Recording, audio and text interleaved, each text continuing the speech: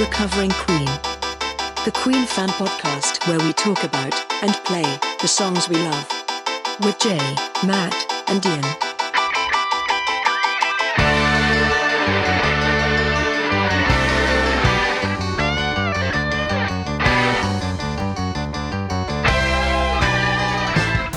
Welcome to Recovering Queen, the Queen podcast where we take a famous or not so famous Queen song, do a cover version of the famous or not so famous Queen song, and then talk about what we've learned about the methods and the madness of the greatest band of all time ever, Queen. My name's Ian, and with me, as ever, are my fellow co-hosts and fellow Queen fans, Matt and Jay. Good evening. Good evening. And which song are we going to talk about tonight? Ooh, that's a clue. Is it a clue though? Yeah, what we're talking about the Bee Gees. I thought we were doing Ogre Battle. Yeah, that's how Ogre Battle starts, isn't it? Oh, but your version of it doesn't, does it? No, my version doesn't actually do that, but their version did, which is the important version, of course. So yes, the Freddie Mercury song. Really, It is. It's written by Freddie, taken from the Queen 2 album, Side B, or Side Black, as it's known. You know what I think with Freddie and Brian? I think there was a lot more crossover in the 70s. It's not as easy to say. In the 80s, it's like, that's a Freddie song, that's a Brian song. But I don't think it is quite so easy in the 70s. What say you two? Certainly with this one, I was constantly surprised that this is a Mercury song and not a Brian song, I guess because it's so guitar heavy. Yeah, well, it's written on a guitar, isn't it? I mean, that is surprising that Freddie writes it on a guitar. Now, this is the bit that I really like is trying to work out how Freddie would have given this to the band, because it's actually quite a hard riff to play as well. It's like to play it fast. That and it's like it's to make it sound fluid. So I wonder how he actually. Would that not have been jammed out? Would Freddie not have brought it more on the piano and those bits added no, by Brian? Even Brian May says that Freddie wrote the whole thing on guitar. So Freddie has brought in the guitar riffs. So early on, Freddie was writing on guitar and playing the guitar riffs, and apparently he plays it like a sort of thrash metal guitarist, just all downstrokes rather than alternate picking, which makes which makes really, which makes it actually slightly heavier. It's got that rather than so it's I having seen him play what's it called? Crazy thing called Love. It's almost hard to believe that he would be able to play that on I guitar. think he's a better guitarist than it seems when he's playing Crazy Little Thing Called Love. I just think he may be out of practice with Crazy Little Thing Called Love. But he plays it bizarrely, doesn't he? Crazy Little Thing Called Love. He kind of his hand is like, what exactly are you doing? But I guess I wonder if his picking is better than his strumming. Maybe that's it. And I suppose he could have a concept in his head, couldn't he? A conceit of what he wants. He doesn't have to be playing it perfectly anyway. If Brian, it'd go da da da da da da, and he's sort of like doing it a little bit. Talking it through at the same time. And then no, a bit faster and a bit more fluid than that, please. and I'm assuming that Brian and John come up with like all the kind of intermediate riffs and things like that. Joining riffs and some of the other bits, particularly when it goes and there's a kind of contra little bit of counterpoint, isn't there, between the bass and the guitar, sort of in one of the bits. It's great though. It's great playing. Yeah, it's a great track. And I was quite surprised, being on Queen 2, I was surprised that it was written much earlier. Was it 71, I think? 72? 70 years. It was one of the first few tracks with Father to Son and a couple of others.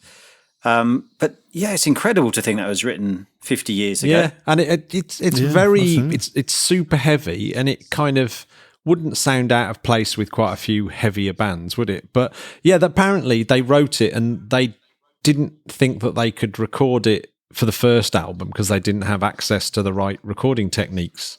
So they kind of kept it in the can a little bit because they wanted a bit more time to develop it in the studio, Which makes sense because there's a lot of studio trickery, isn't there? Like the vocal harmonies are deep.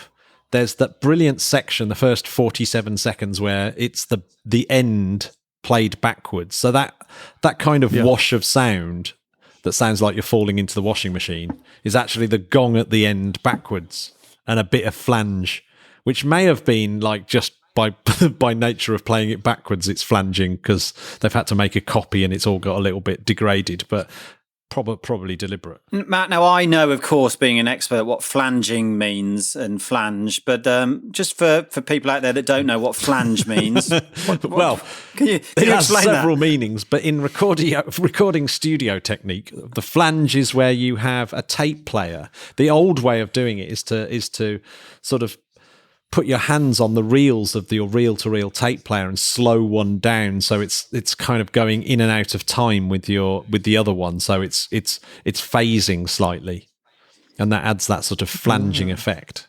So it's a real sort of physical thing to do in the olden days. But obviously, you can buy flanger pedals and flanger plugins and stuff like that, which will do a similar job electronically. Yeah, I mean, that's almost like your third pedal, isn't it? You get your heavy metal pedal, then your chorus, and then maybe go to flange. Like it's got that kind of, it's got a periodic sort of sound to it as well. Yeah. I mean, the closest thing is like flushing the chain, isn't it? To like normal people. That's what flanging sounds like. Sorry, flushing the chain. Flushing the toilet. Pulling the chain. I don't know why I always say flushing the chain, but I'm sure it's not just me. I thought that was yet another expression that I wasn't aware of because I'm not very down. Yeah, with well, it, of course, there is an effects chain, so it will be part of the effects chain. That you're flushing the effects chain out. Flushing the effects chain with Matt Russell. There's a new podcast there. So, Ogre Battle. Remember that track? Yeah. Yes. Well, we were talking about the flange at the beginning. Yeah, and then brought in, and Jay was saying it, quite an early track. So, brought into the live set in 72, first played at the Marquee in 72. And then, oh man, it's such a live favourite, was finally dropped from the set for the new at the end of the News of the World tour, but 294 performances. Yeah, they must have been good at it by the time they got there. Oh my god! Yeah, absolutely. Well, the live versions that we've got of it are pretty impressive, aren't they? Oh yeah, I love that. I mean, the live versions are great. It's very Brian May with his lots of feedback, and I love the intro riff being kind of cut short. Yeah, it's really good. It's really powerful. Yeah, absolutely. Well, I think Paul Diano reckons that this was inventing thrash metal. The original Maiden singer. So this is the first thrash song he ever heard. Well, it might be down because of Freddie's downstroke playing, because that really is what defines thrash, isn't it? Really? Yeah, absolutely. I mean, it's kind of more interesting than thrash to me, but it's interesting though that it's in that. So they invented thrash with this one, and Stone Cold Crazy. What was that? Invented grunge, I suppose. Grunge, yeah, absolutely. The live versions are interesting in the fact that they play brilliantly well, and actually, I was going to say that interesting in the fact that they can actually play it. Yeah. I mean, Roger's great on the live version. I mean, he's pretty good on the studio version. It's one of the best bits of Roger Taylor drumming, isn't it? The snare rolls going into drum fills are brilliant. They're so quick and precise and exciting. He really is pulling out the stops, isn't he? Oh, Rog. Oh yeah, absolutely. And I've got a thought that occurred to me. I was been listening to the second side, or the black side, as you say, Ian, in the car actually for the past few months. I haven't heard it many times. And there are 4 tracks in a row there that, for me, are just unbelievable. And it starts off with Ogre Battle. But then you got Fairy Fellas, Masterstroke, Nevermore, and then March of the Black Queen. And for me, I think it's perfection. I was just trying to think of, is there anywhere in the Queen catalogue where you get 4 in a row I mean, it's basically 4 in a row, isn't it? Of absolute. Well, luckily there are plenty, but this is this is a good one as well. Yeah, I think 4 in a row. Yeah, I think there are plenty examples of 4 in a row. Do you though? Because there's normally one that sort of lets the side down. I'll have to think about that. But yeah, it's a hard one on the spot. Sheer Heart Attack immediately springs to mind with their medley, but and start of News of the World album, and we could go on. Yeah, well, the first side of the game. Yeah, that as well. It's pretty solid. Yeah. But no, it's a good point, Jake. Well, it is. Well, it's a point. It is extremely strong. Well, I mean, we should talk about the kind of whole concept anyway, that the fact that Queen 2 is 2 sides, side A being the white side and side B being the black side, and Freddie Mercury takes that whole black side and turns it into a kind of... It's a Tolkien thing, isn't it? It's fantasies, fairies, ogres. It's which he never returns to, does he? Really, he never returns to that type of songwriting. No, it's very stark, isn't it? That it's dropped for Sheer Heart Attack. Absolutely, it's like I've done it now. I've done that. I've done the Tolkien thing. You got hints of it, haven't you, with Lily of the Valley and a couple others? But it's only hints. It's not full on proggy fairies as it is here. I do agree with that. Absolutely. It must have been very popular because Led Zeppelin were doing a similar sort of thing, weren't they? Kind of paraphrasing Tolkien as well. Yeah, I mean, but surely yes. I mean, I don't know yes as much as you two guys, but surely they were doing something similar. They didn't go down the Tolkien route. Yes, they were too busy being even cleverer. I mean, literally, it was way beyond that kind of.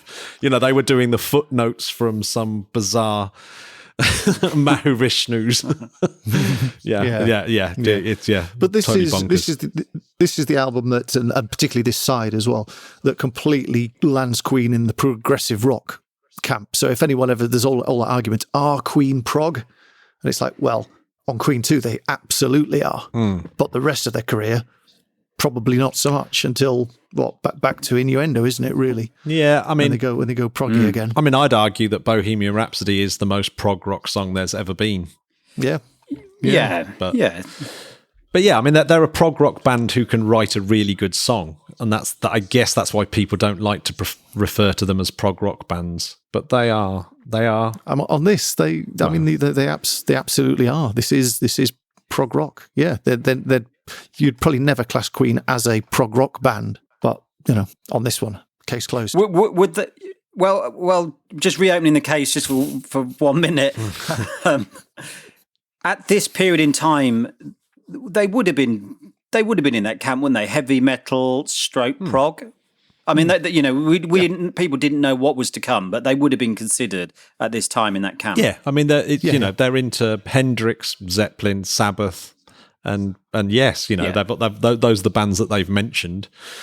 But at this point, weren't getting the attention that they were later, so everyone was probably just like, there's this new band about called Queen. Oh, right, yeah, they sound a bit like this and that, but they hadn't broken through, had they, at this point? So is it, do we think that they went, okay, this isn't quite working, and maybe with the, I suppose what would be like Killer Queen or something, where you take that proggy, rocky sound and then you add a little bit of pop to it to cross over, and that's maybe how the Queen sound was formed? Yeah, I just think it's pure ambition. I think you're absolutely right. I think it's like, we're as good as Led Zeppelin, but how do we take it to the next level? How do we become the new Beatles? And it's like, well, you've got to appeal to more people, haven't you?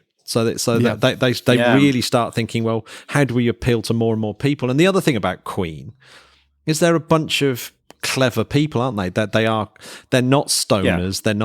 They're not like rockers. They're really thoughtful, clever people that are just sort of sitting there going, what can we do next that's going to be enormous? So I do think there's more thinking in Queen than most other bands in terms of planning what they're going to do. Yeah. Yeah, and probably with the songwriting as well, or the sort of flourishes and the touches, or starting off with a piano riff or something to catch people. I think it comes through in their songwriting as well. That's what I was going to say. And wasn't although Brian, he's publicly said he's very proud of his work on Killer Queen. Wasn't he a little bit concerned about that direction and moving away from the rock sound? Yeah, he was. I mean, he there's several times where he says, I just wasn't sure about, the poppy direction of it. So, I mean, I guess that's that's the good thing about having several members in the band who have a say, isn't it? It's like, if it was a Brian May solo project, we know what that turns out like. Yeah. Said the heavy rock guitarist. Yeah, said the guitarist in the band. Yeah, there's not enough guitars on this. Now, with all the heaviness and the inventing thrash metal at the start, once the verse kicks in, I've always adored the melody line of Ogre Battle. I think it's one of Freddie's strongest melodies. Chorus kind of doesn't really hit it. It's almost an anti-chorus somehow. There's just the come to night, come to the ogre sight thing. But, now once upon a time, that line, and he gives a great big cry. I just think it's such a brilliantly strong melody. And it gets better as well, like that. Those the sort of middle section, the melodies, it's brilliant. It's so good. Yeah. It's explosive, isn't it? It's explosive and energetic, and you're just really exciting it's got all the to listen fireworks, to. like the heavy bits in the middle, and then the battle scene's obviously quite exciting. But deep down, the ogre men are coming out of the two-way room mountain, and when they're going home again, all those melodies are just absolutely fantastic. And it's taken this cover for me to kind of fully acknowledge that. I've always loved this song, but I think I've always got distracted by the theatre of it. No, well, I was just going to say, for the Freddie paradox, this is one of the most amazing, because I was in the car singing along, and Freddie sounds like he's really low, like when he's doing the, you can come along, and it sounds really low. When you're singing along, it's like, hang on a sec, I'm like squeaking it out. Because I'm thinking, this is ridiculous. It sounds like he's singing low and he's really high up. It's mental. It is always, and that he gives a great big cry. You think, that's low. Hitting his bass notes there. It's like, no, he's still way up there. Every time, God, we're 50 episodes in and he's still catching us out with that. Yeah, but I think this may be the ultimate example of it. Particularly live, it sounds like it's low as well, and it's like it just isn't. No. He's always going to fool you. When we have little WhatsApp, don't we, where we swap messages about what we're doing and so on and so forth. And when it popped up and said, "I'm doing Ogre Battle," I have to admit I did. Yeah, I smiled. I think I may have laughed to myself, and I was like, "What is he doing? What is he up to?" And I was also really pleased. I thought, it's one of those tracks. It's like I would never want to go near it with a barge, but I would have no idea what to do with it. And so when you played us in, I was just, I was in awe that you did it, and I was in awe of what you'd actually produced. I mean, tell us, how it's very different, isn't it, what you've done? It's an interpretation our listeners will be delighted to hear. And it's really that I also just finished another famous track from Queen 2, and I've done a pretty, just a reproduction of that. And it was such hard work to do. The other track that I kind of couldn't face embarking again to do, and I'm probably not a good enough guitarist, to be honest, to actually pull it off. So I thought, I'm going to have to do something different. So really, it just comes down to basically being a bit lazy and saying, I can't do that full thing of this one again, so let's try something a bit different. And then just using that, the main riff, the da-da-da-da-da-da, being inspired by that, of what that might sound like done with a string quartet. And it turned out all right. I was quite pleased with it. I have to say, I think this might be your best interpretation. And there's some good ones. There's some really good ones, but I really like this one. Yeah, it was a lot of fun to do. And it just brought out, for me, it just really brought out those verse melodies and the kind of the coda section melodies. And you're not as quite as distracted by, as I said, the theatrics and the fireworks in there as well. There is one bit that I've just got to say, one of the funniest lyrics I've kind of never really noticed before, when it's the ogre men are coming out the two-way mirror mountain, and the next line, they're running up behind and they're coming all about. It's like, can't go east because they gotta go south. Yeah, I reckon that second line, they're coming all about, all these ogre men. It's just like, oh, come on, Fred. You could have perhaps tried a little bit harder on that one line, but there's not many words, and he does, fit. But and then also it's going at pace, isn't it? I reckon you can get away with more if you do it at a blistering pace. You don't really notice so much. There's just too much going on for you to think about. Well, obviously I knew what the words were, but I'd never noticed and they're coming all about. It's just like such a great lyric. Just after those lyrics is that beautiful bit of bass playing, isn't there, as well? Do do do do do do do, and it's just yes, such a great sound as well. Like John Deacon's on fire on it. He's a little bit buried in the mix, slightly better on the remastered Queen 2. Remastered Queen 2 has to be one of the best remasters I've ever heard, I have to say. I think it's genuinely worth the effort. Not normally, but this one I really liked. You a fan, Ian? I always used to struggle with Queen 2 because the stereo is on the original vinyl. I remember getting very frustrated with the stereo. I used to listen to it on headphones, and it's all over the place. The vocals are dancing left and right. There's a lot of stuff just in the channel, and they seem to have really toned that down on the CD remasters, making them a lot more, just a bit more easy to listen to, not quite so playing with the stereo. So yeah, no, absolutely, they did a good job on those ones. Why would they have done that originally? Just to give it a bit more depth, the sort of panning left and right. I think studio trickery. You know what it's like when you get a new gadget. Yeah, it's been recorded in one of the best recording studios of the time, Trident, and Roy Thomas Baker, I guess, is starting to make a name for himself. I mean, this track alone got Roy Thomas Baker quite a lot of plaudits for all his kind of stereo trickery and the reverse gong and all those kind of things, and the fact that he noticed that the riff is a palindrome of itself, so you're playing the riff and you can reverse it and play the riff over the top of the reversed riff, which is what's happening at the beginning. And it's like, what is going on? And it's like, actually, that's Roy Thomas Baker's kind of contribution, because I doubt they set out to do that, but there's lots of, I mean, the vocal harmonies as well. It's full on. So I just think they're just trying things out, and early on in stereo production. It's early on in stereo production, isn't it? And so you're kind of doing things a little bit more crassly than you would do otherwise. Yeah, and you kind of tone it down when you find the art in it more. Than, yeah, absolutely. Very very early for. Well, still quite early. What was it? 74, still quite early for stereo, wasn't it? And they're really going to town with it. The battle scene, reminiscent of Gates of Delirium by Yes, as well. With their huge battle scene in the middle. Yeah, it's pretty similar, isn't it? They haven't really put any sort of sound effects of a battle, though, have they? Would that have been too cheesy? Yeah, no. There's more the screeching and the howling, isn't there, of the battle? Yeah, I mean, Freddie's putting some effort in, isn't he, to make it sound like a battle, as is Brian and Roger, really. And I guess, Roger, but I'm surprised there's not, like a few. Like swords hitting other swords. I guess it gets cheesy. Yeah, I mean, it's funny. Well, they left that to Yes, didn't they, to do that? But Yes didn't do the swords and all that kind of stuff, did they? I mean, they kind of. There is on Gates of Delirium. They've got breaking glass, haven't they? But not. Yeah, I mean, it's all guitar playing, isn't it? On that. I mean, they could have got that guy on Leroy Brown to come in and do the really big low notes, like a big ogre. Yeah, they could have done. Yeah. I'm assuming you mean Freddie, because I'm sure in that he's Freddie, I think.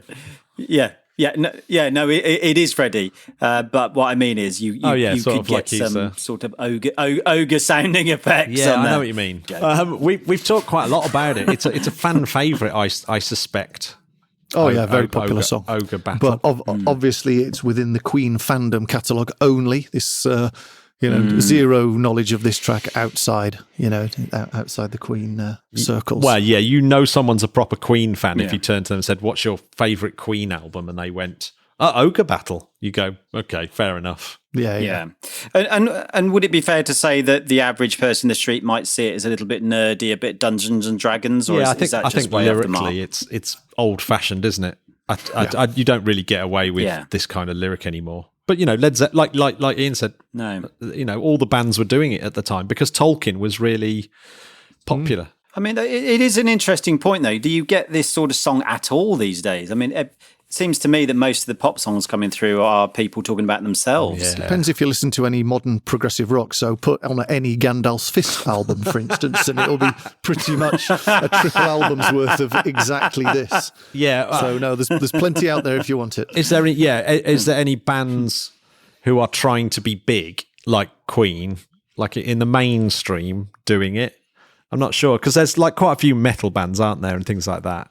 But the lyrical content, I don't think they would. Even something like Periphery or that Ginger that I sent you the other day, I don't think even they would sort of touch that Tolkien thing.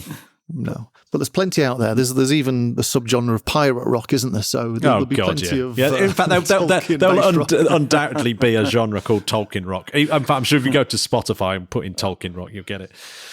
But there you go, Jay. That's your evening sorted. Yep, I'm there. I'm already there. How can I carry on with that? Well, before you go, Jay, dangling? we need to address the most important thing of the evening, which is, and that's the scores on the doors for Ogre Battle. Jay, what are you going to give it? I'm going to give it a jolly good 7.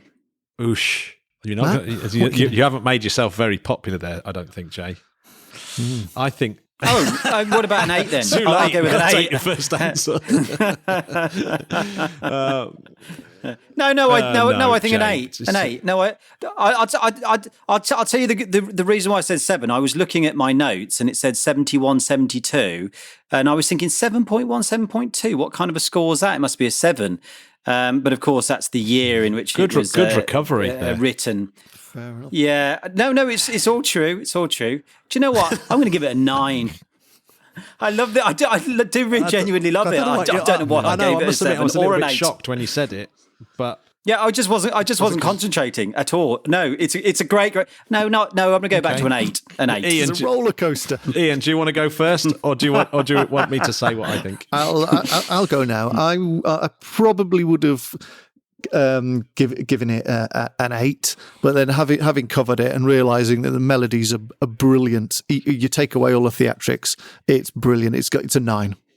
Yeah, I'm quite tempted to give it a 10. I am tempted as well, but it's a very strong 9. It's so classic. I mean, I used to love it, and it's one of those songs when you're a guitarist. It's a bit. There's a whole bunch of them, isn't there? Songs that you play the riff from when you're a teenager, and Ogre Battle was definitely one of them. That all the guitarists I knew learnt that riff, and everyone learnt it. So, it's a 9. But it's not a 10 because I think it hasn't stood the test of time like other Queen classics, particularly even off that same album. But it's a 9. It's a 9 for me. It's definitely not a 10. Well, I don't know. Definitely, I think there'd be some people who'd give it a 10 out there. But no. Yeah, well, the listeners will let us know on there when we put it out there. We'll see. So look out for the Twitter poll when we put it out. The poll will be out there for the Ogre Battle. So that's a pretty good score for the Ogre Battle, and no surprise there. Well, definitely hang around because here is Ian's very much interpretation of Ogre Battle.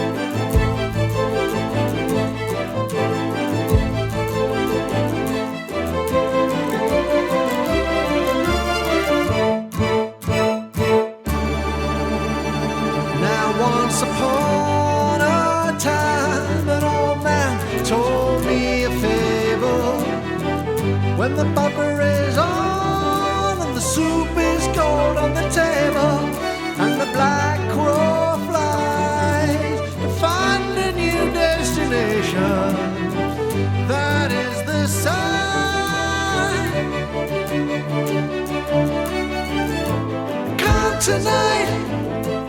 Come to the ogre side.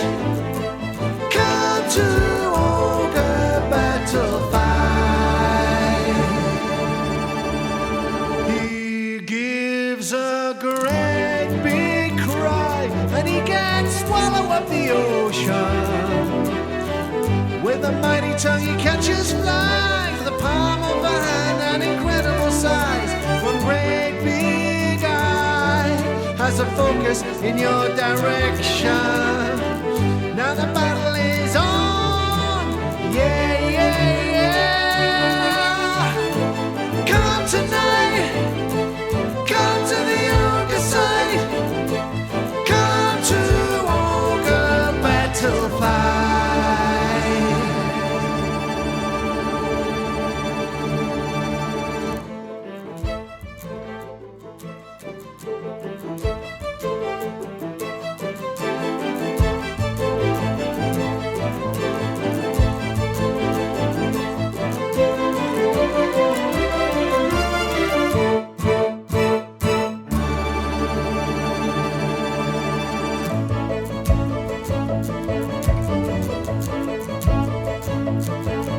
The ogre men are still inside the two-way mirror mountain.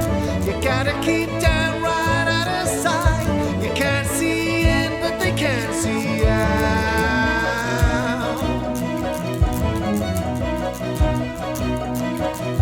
The ogre men are coming out the two-way mirror mountain. They're running up in